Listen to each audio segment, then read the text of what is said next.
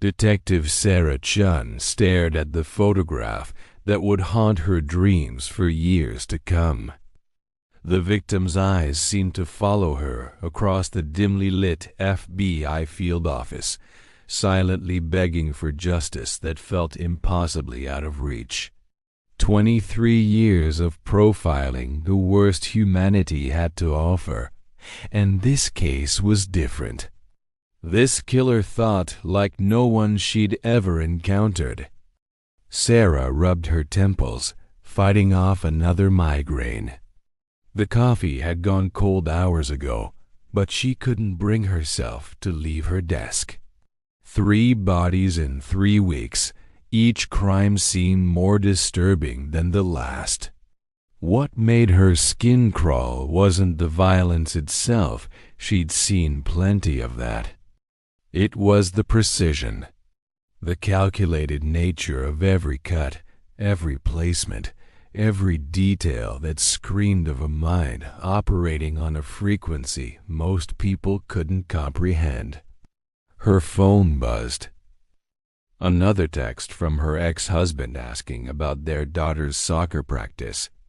Sarah's chest tightened with familiar guilt. Missing Emma's games had become routine, justified by the noble pursuit of catching monsters. But tonight, staring at crime scene photos while her daughter probably wondered why Mommy never showed up anymore, Sarah questioned everything. The killer they were hunting didn't just murder people. He studied them first. Weeks of surveillance, learning their routines, their fears, their weaknesses.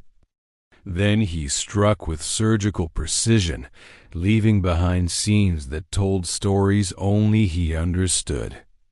Each victim had been positioned in ways that meant something to him, arranged like pieces in a twisted puzzle that Sarah couldn't solve. Agent Marcus Rivera knocked on her office door, startling her from her thoughts. His usually confident demeanor seemed shaken, which immediately put Sarah on edge. Marcus had worked alongside her for 8 years, weathering some of the Bureau's most disturbing cases without flinching. Seeing uncertainty in his dark eyes made her stomach drop. "We've got another one," Marcus said quietly, holding up his phone. "But this time, it's different." Sarah felt the familiar chill that ran down her spine whenever a case took an unexpected turn. She'd learned to trust that instinct over the years. It had kept her alive more times than she cared to count.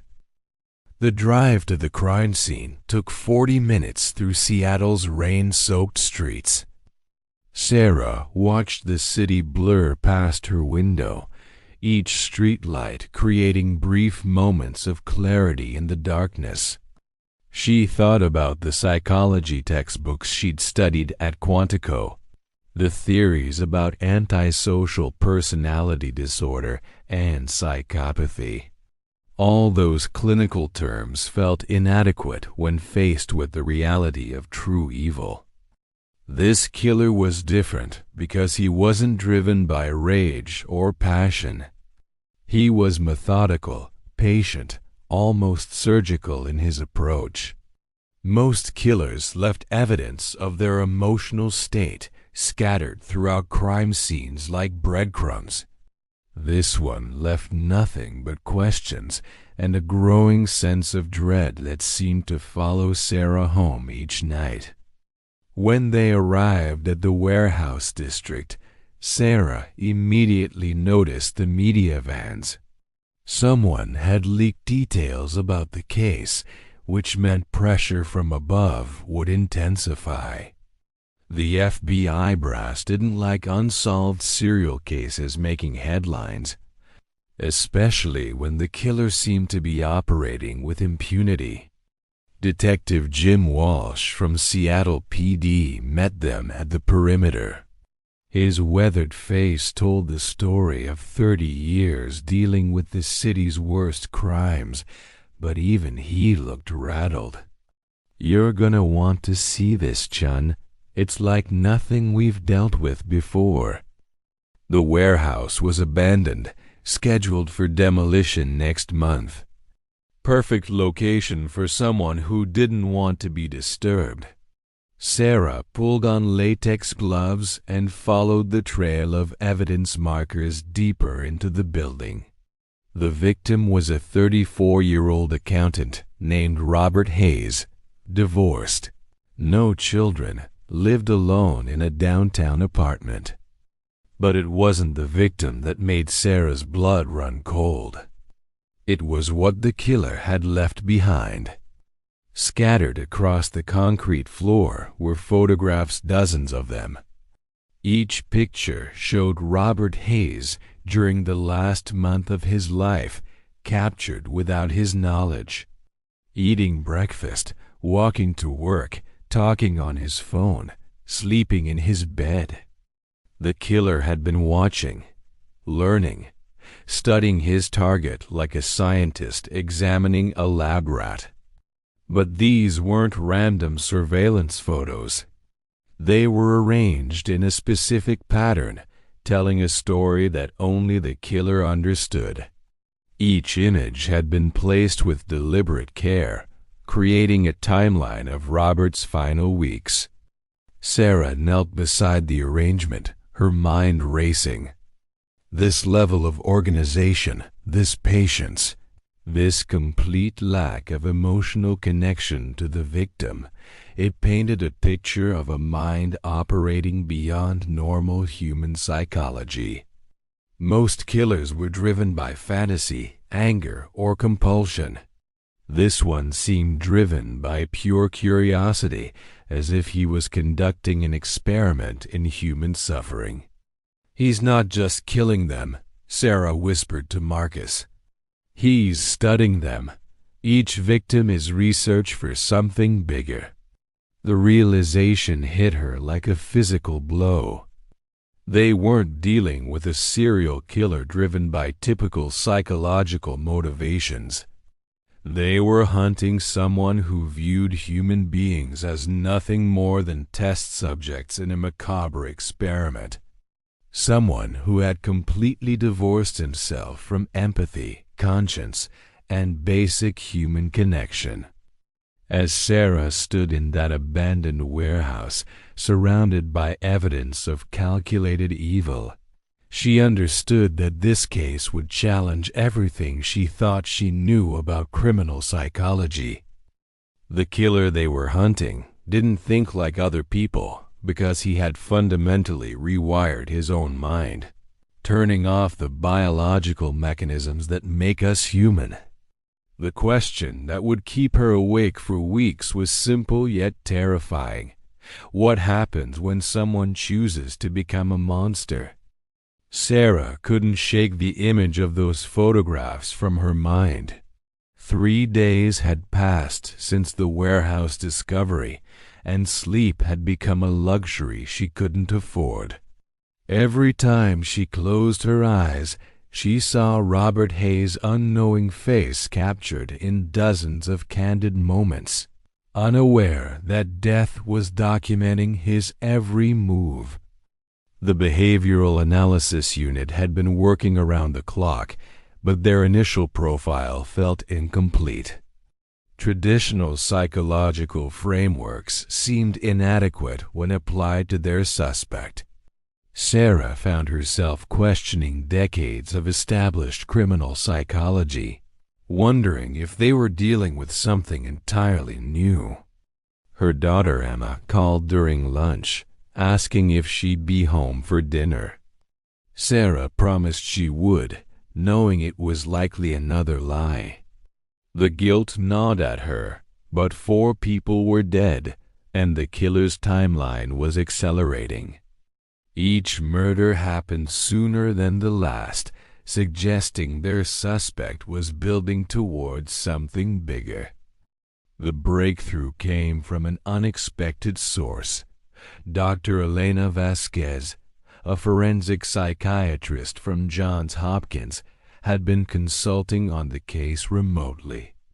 Her expertise in extreme antisocial behavior had proven invaluable in previous investigations.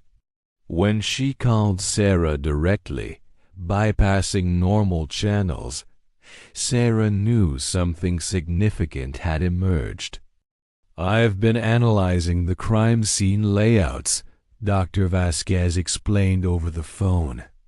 "The positioning of victims, the arrangement of personal items, even the surveillance photos. There's a pattern that goes beyond typical serial killer behavior." Sarah leaned forward in her chair, pen ready. What kind of pattern? "He's not just documenting their deaths. He's creating detailed psychological profiles of each victim before killing them. The surveillance period isn't about planning the murder. It's about understanding how they think, how they react to stress, what makes them fundamentally human." The implications hit Sarah immediately. Their killer wasn't driven by sexual gratification, power, or revenge like most serial murderers. He was conducting research, treating each victim like a case study in human behavior. The murders were almost secondary to his true purpose.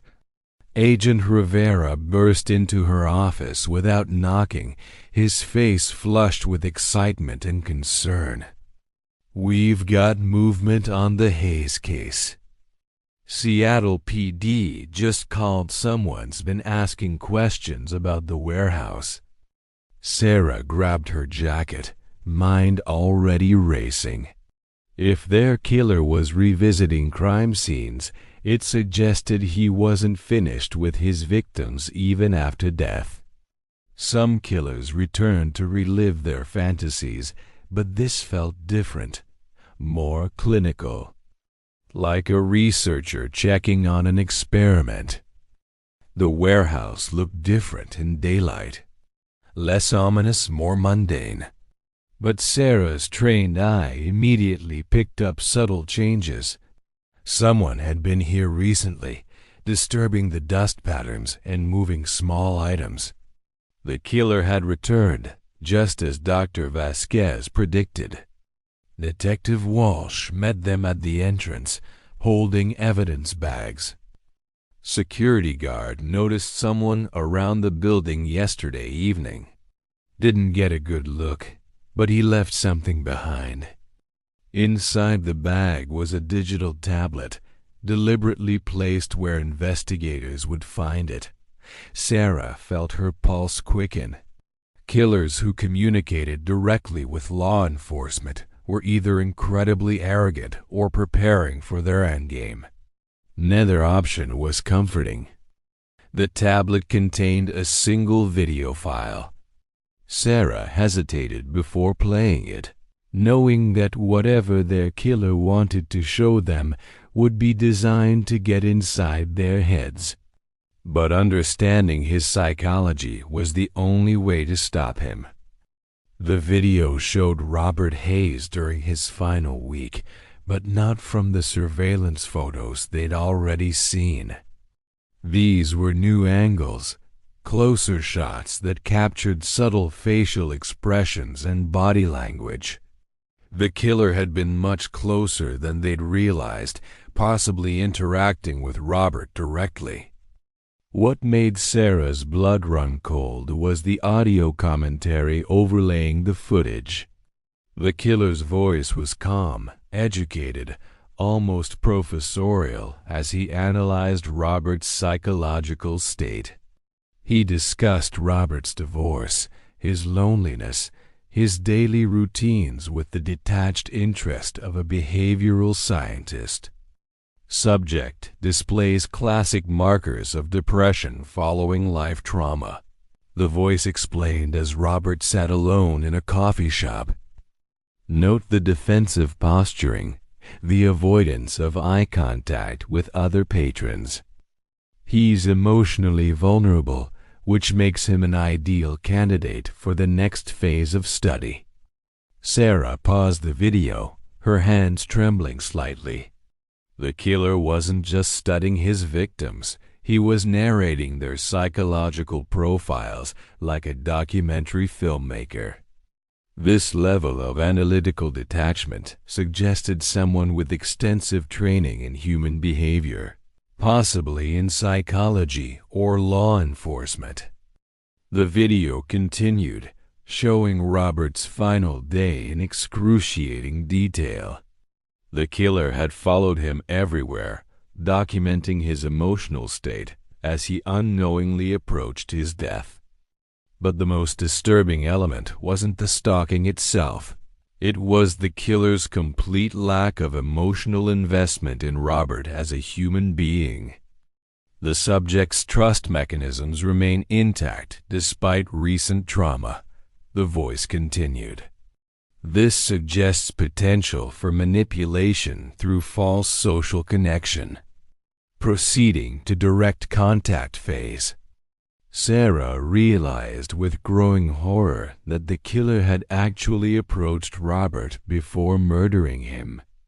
He'd gotten close enough to study his victim's psychological responses to human interaction, treating Robert like a lab rat in a behavioral experiment. The video ended with a message clearly meant for law enforcement. Understanding the human psyche requires direct observation of fear, trust, and hope before their elimination. Each subject provides valuable data about the mechanisms that make people predictably vulnerable. The study continues. As Sarah sat in that warehouse, watching rainwater drip through broken skylights, she understood they were hunting someone who had completely separated himself from normal human emotion. He'd turned murder into research, treating human lives as nothing more than data points in a larger experiment.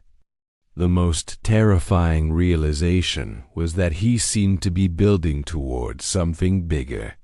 4 murders weren't his endgame, they were preparation. Sarah just hoped they could stop him before his research reached its conclusion. But first, she had to understand what drove someone to view fellow humans as laboratory specimens. And that meant diving deeper into a mind that operated beyond the boundaries of normal psychology. The psychological profile was taking shape, but every detail made Sarah more uncomfortable. Their killer possessed advanced knowledge of behavioral psychology, possibly holding degrees in related fields. He understood human nature well enough to predict and manipulate responses, suggesting extensive academic or professional training in studying people. Sarah spent the weekend diving into university records, looking for psychology professors, researchers, or graduate students who might fit their emerging profile. The work felt endless, but something nagged at her, a detail she was missing that would tie everything together. On Monday morning, Dr. Vasquez arrived in Seattle to consult directly on the case. Her reputation preceded her. She'd profiled some of the most notorious killers in FBI history. But when Sarah met her at the airport, she noticed unusual tension in the psychiatrist's demeanor. "There's something I didn't mention over the phone," Dr. Vasquez said as they drove toward the field office. "I think I may have encountered someone like this before. Not exactly the same, but similar psychological markers." Sarah's attention sharpened. When? Where? 10 years ago, during a research project at Johns Hopkins. We were studying empathy disorders in graduate psychology students. One participant's responses were so unusual that we had to remove him from the study. The implication sent chills down Sarah's spine.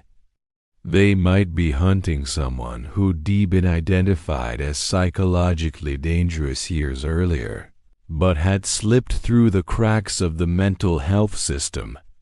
Dr. Vasquez continued.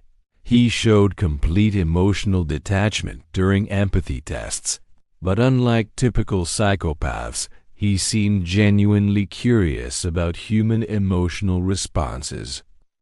Not envious or frustrated by his inability to feel, just intellectually fascinated. Do you remember his name? Dr. Michael Torres. He was working on his doctoral dissertation about fear responses in isolated individuals. The university asked him to leave after some ethical concerns about his research methods. Sarah felt puzzle pieces clicking into place. A psychology doctorate student with specific interest in fear and isolation, removed from his program for ethical violations. It fit their profile perfectly, but also raised new questions about how long he'd been developing his murderous methodology.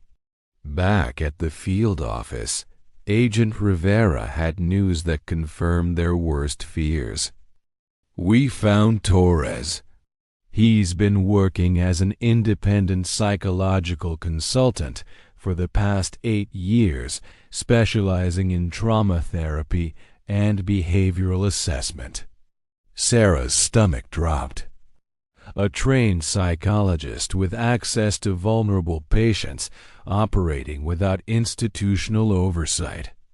The perfect cover for someone studying human psychological breaking points. He's got clients all over the Pacific Northwest, Rivera continued. Mostly people dealing with major life transitions, divorce, job loss, death of loved ones. All the emotional vulnerabilities he discusses in those videos. The pieces were falling into place with terrifying clarity. Torres had been using his legitimate psychology practice to identify potential victims, studying them during therapy sessions before selecting the most suitable subjects for his research. Sarah called Dr. Vasquez immediately. He's been hiding in plain sight, using his practice to find emotionally vulnerable people, gaining their trust, then studying their psychological responses to fear and manipulation. It's the perfect laboratory, Dr. Vasquez replied grimly. He gets paid to study human psychology, builds trust with subjects, and has legitimate reasons to ask probing questions about their deepest fears and insecurities. The investigation team worked through the night, building a comprehensive picture of Dr. Michael Torres, 42 years old, divorced, no children. He'd bounced between several cities over the past decade, never staying long enough to raise suspicions. Each location coincided with unsolved murders that shared similarities with their current case. But what made Sarah's skin crawl was discovering Torres' published research. Academic papers about fear responses, stress manipulation, and the psychological breaking points of isolated individuals. He'd been studying murder victims for years, publishing his findings in legitimate psychological journals without anyone realizing the source of his data. His most recent paper, published 6 months ago, was titled Observational Studies of Acute Stress Response in Socially Isolated Adults. Sarah read it with growing horror, recognizing details that matched their crime scenes perfectly. Torres had been documenting his murders as scientific research, hiding his crimes behind academic legitimacy. The manhunt began immediately. Torres' last known address was an apartment in Belltown, but surveillance revealed he'd been gone for weeks. His office lease had expired, and his psychological practice had been quietly dissolved. He was already preparing to disappear. Sarah studied his research publications, looking for clues about his next move. The progression of his academic interests told a story of escalating psychological experimentation. His early work focused on anxiety disorders and stress responses. Recent papers explored more extreme psychological states, trauma responses, survival instincts, and what he called terminal psychological adaptations. "He's building towards something big," Sarah told Rivera as they reviewed Torres' work. "Each murder has been more elaborate, more psychologically complex. He's not just killing people anymore. He's pushing them to absolute psychological breaking points before death." The realization hit her like ice water. Torres wasn't finished with his research. The 4 murders had been preliminary studies, preparing him for a larger experiment that would test the absolute limits of human psychological endurance. Her phone rang. Unknown number, but Sarah answered immediately, knowing instinctively who would be on the other end. "Agent Chen," the calm, educated voice said. "I've been following your investigation with great interest. Your psychological profile is quite accurate, though incomplete." Sarah motioned frantically for Rivera to start tracing the call. "Dr. Torres, we need to talk." "Indeed we do. You see, Agent Chen, you've become an unexpected variable in my research. Your investigation has provided fascinating data about law enforcement psychology under stress. I think it's time we met in person." The phone call changed everything. Sarah knew that Torres contacting her directly meant the case had entered its most dangerous phase. Serial killers who engaged law enforcement were typically either preparing to surrender or escalating toward their final, most devastating act. Sarah's team immediately began tracking Torres' digital footprint, but he'd been careful to cover his traces. The call had been routed through multiple servers, making location tracking impossible. What worried Sarah most was his comment about her becoming a variable in his research. She'd gone from hunter to hunted. Dr. Vasquez helped establish security protocols around Sarah and her family. Emma was staying with her father until further notice, which broke Sarah's heart but was absolutely necessary. Torres had demonstrated intimate knowledge of his victims' personal lives, and Sarah couldn't risk her daughter becoming leverage. The breakthrough came from an unexpected source. One of Torres' former clients contacted Seattle PD after seeing his photo on the news. Maria Santos had been seeing Torres for grief counseling after her husband's death in a car accident. Her story sent chills through the entire investigation team. "He seemed so helpful at first," Maria explained during her interview. "Asked lots of questions about my fears, my coping mechanisms. But then the sessions got weird. He wanted to know specific details about my worst nightmares, what exactly scared me most about being alone."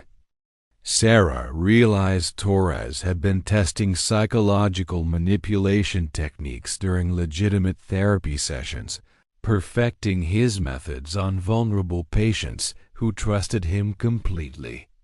"He gave me exercises to do at home," Maria continued. "Said they would help with my anxiety. But looking back, they were designed to isolate me more, make me more dependent on our sessions. The pattern became clear. Torres had been using his therapy practice as a testing ground for psychological manipulation techniques, refining his methods for breaking down human mental defenses before selecting final subjects for his deadly experiments. Agent Rivera discovered Torres owned a remote property in the Cascade Mountains, purchased under a shell corporation 3 years earlier. The location was perfect for someone who needed privacy and soundproofing for extended psychological experiments. Sarah felt her pulse quicken. This was where Torres was building toward his grand finale. The property was a converted research facility, originally built in the 1960s for psychological studies that would be considered unethical by today's standards. Torres had essentially purchased his own private laboratory for studying human psychology without oversight or moral constraints. Satellite imagery revealed recent construction activity at the site. Torres had been expanding the facility, adding what appeared to be individual containment areas connected by underground passages. Sarah's worst fears were confirmed. He was preparing to study multiple subjects simultaneously in a controlled environment. "It's not just about murder anymore," Dr. Vasquez explained as they studied the facility blueprints. "He's creating a psychological research laboratory where he can test extreme stress responses in real time. Multiple subjects, various manipulation techniques, documented psychological breaking points." Sarah realized they were dealing with something unprecedented in criminal psychology. Torres had evolved beyond serial killing into something more methodical and terrifying: systematic psychological torture disguised as scientific research. The facility was located 4 hours from Seattle, deep in national forest land with no nearby neighbors. Perfect isolation for conducting experiments that required complete control over environmental variables. Sarah knew they were walking into Torres' domain, where he held every advantage. As the tactical team prepared for the assault on Torres' facility, Sarah received another call. This time, Torres seemed excited, almost manic with anticipation. "Agent Chen, your psychological profile continues to fascinate me. The stress of hunting me has created measurable changes in your behavior patterns. You're sleeping less, drinking more coffee, showing signs of hypervigilance. Quite remarkable data." Sarah realized with growing horror that Torres had been studying her throughout the investigation, documenting her psychological responses to the stress of hunting him. "You've been watching me?" "Naturally. You're exhibiting classic law enforcement stress responses, but with interesting variations. Your emotional investment in this case exceeds professional standards, likely due to personal guilt about your relationship with your daughter. Fascinating psychological territory." Sarah felt violated in ways she couldn't express. Torres hadn't just been killing people, he'd been treating her like another lab rat, studying her reactions to each crime scene, each revelation, each escalating threat. "Your facility in the mountains," Sarah said, trying to keep him talking while her team traced the call. "What exactly are you planning?" "The culmination of 8 years of research, Agent Chen. I've identified 12 subjects who represent different psychological profiles under extreme stress. Each one will be isolated in controlled conditions while I document their responses to various fear stimuli. Sarah's blood ran cold. 12 people. Torres wasn't planning a single murder. He was preparing to conduct a mass psychological experiment that would result in multiple deaths. The beauty of the design, Torres continued, is that each subject will be aware of the other's presence but unable to communicate directly. They'll hear sounds, voices, evidence of other people's suffering, but won't know exactly what's happening. The psychological isolation will be absolute. Sarah understood she was listening to the blueprint for systematic psychological torture on an unprecedented scale. Torres had spent years perfecting techniques for breaking human minds, and now he was preparing to test them all simultaneously. You can't stop what's already in motion. Agent Chen, the subjects have been selected, the facility is prepared, and the study has begun. Your investigation has provided valuable data about law enforcement psychology, but now it's time for the final phase. The line went dead, leaving Sarah with the terrible knowledge that 12 innocent people were trapped in Torres' mountain laboratory, serving as test subjects in an experiment designed to document the complete psychological destruction of human beings. Time was running out, and Sarah knew that every hour of delay meant more psychological damage to Torres' victims. The assault on his facility would determine whether they could save those people or simply recover the evidence of his final, most horrific research project. The tactical assault on Torres' mountain facility began at dawn. Sarah insisted on joining the entry team despite protocols that typically kept profilers away from active danger zones. She couldn't shake the feeling that Torres expected her presence, that somehow her psychological profile was still part of his research. The facility looked abandoned from the outside, but thermal imaging revealed multiple heat signatures in the underground levels.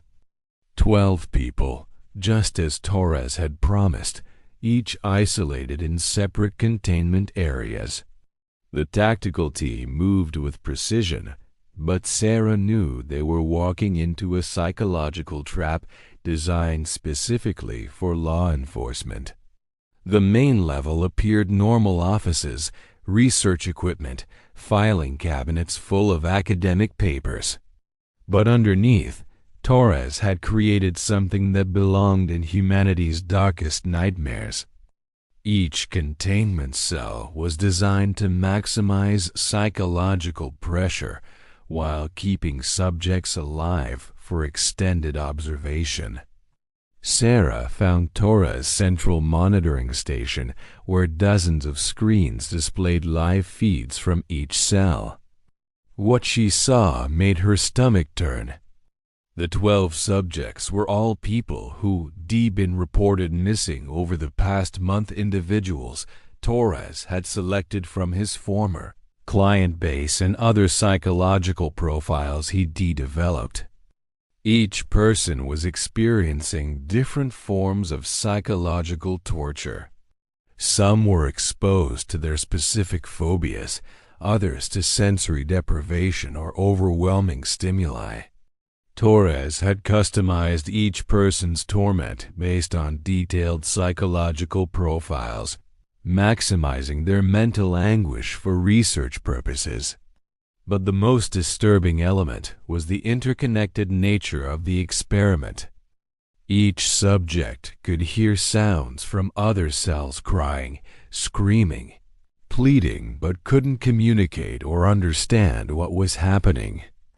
The psychological isolation was absolute, designed to break down human mental defenses through uncertainty and fear. Sarah found Torres in his private office, calmly reviewing data from his experiments as if the FBI assault happening around him was merely an interesting variable in his research. He showed no fear, no anger, no human emotion whatsoever. Just clinical curiosity about how law enforcement psychological profiles would respond to discovering his work. "Agent Chen," he said without looking up from his computer, "your stress indicators are fascinating. Heart rate elevated, but not to panic levels. You're maintaining professional composure despite emotional distress about the subjects. Remarkable psychological control." Sarah kept her weapon trained on him while calling for medical teams to assist the victims. "It's over, Torres. We're shutting down your laboratory." "Laboratory?" Torres finally looked at her, his eyes completely devoid of human warmth. "Agent Chen, this facility represents 8 years of groundbreaking research into human psychological limits. The data I've collected here will advance our understanding of fear, trauma, and mental resilience by decades." Sarah realized she was looking into the eyes of someone who had completely severed himself from normal human psychology. Torres didn't see murder victims, he saw research subjects. He didn't understand that he decommitted horrific crimes because he systematically eliminated his own capacity for empathy and moral reasoning. "You destroyed 12 people's lives for research. I documented 12 people's psychological responses to controlled stress stimuli. Their mental state changes provide invaluable data about human adaptation to extreme circumstances. This research could revolutionize trauma therapy, crisis psychology, even law enforcement training." Sarah understood that Torres genuinely believed his torture experiments were legitimate scientific research. He'd rationalized systematic psychological abuse as academic inquiry, completely divorcing himself from the human cost of his curiosity. The rescue operation took hours. Each of Torres' victims required careful extraction and immediate psychological evaluation. Several had suffered complete mental breaks and would need extensive therapy to recover basic functioning. Others might never fully heal from what Torres had done to their minds. Dr. Vasquez worked with each victim, documenting the psychological damage for both medical treatment and legal proceedings. Her preliminary assessments were devastating. Torres had successfully broken most of his subjects' psychological defenses, leaving them with severe trauma that would affect them for life. He didn't just study their fear responses, Dr. Vasquez explained to Sarah as medical teams transported victims to helicopters. He systematically destroyed their ability to feel safe in the world. Some of these people may never recover basic trust in other humans. Sarah spent hours in Torres' office reviewing his research files and video documentation of the experiments. What she found challenged everything she thought she understood about criminal psychology. Torres had maintained detailed academic records of every torture session, analyzing victim responses with the same clinical detachment used in legitimate psychological research. His methodology was sophisticated, his documentation thorough, his analysis academically rigorous. If the subject matter weren't systematic psychological torture, his work would have qualified for publication in respected psychological journals. Torres had applied legitimate scientific methods to fundamentally evil purposes. The most disturbing revelation came from Torres' personal recordings, where he analyzed his own psychological transformation. He documented his gradual elimination of empathy, conscience, and emotional connection to others. Torres had literally conducted psychological experiments on himself, systematically removing the mental mechanisms that make people human. "I've successfully isolated the neurological and psychological components of emotional attachment," he explained in one recording. "By eliminating empathetic responses through controlled desensitization, I've achieved pure scientific objectivity in human behavioral research." Sarah realized Torres represented something unprecedented in criminal psychology, someone who had deliberately engineered his own transformation into a monster through systematic psychological self-experimentation. He hadn't been born without empathy. He'd surgically removed it from his own mind. As Torres was led away in restraints, he showed no remorse, no anger, no human emotion whatsoever. He simply expressed curiosity about the legal proceedings and asked if he could continue his research while in custody.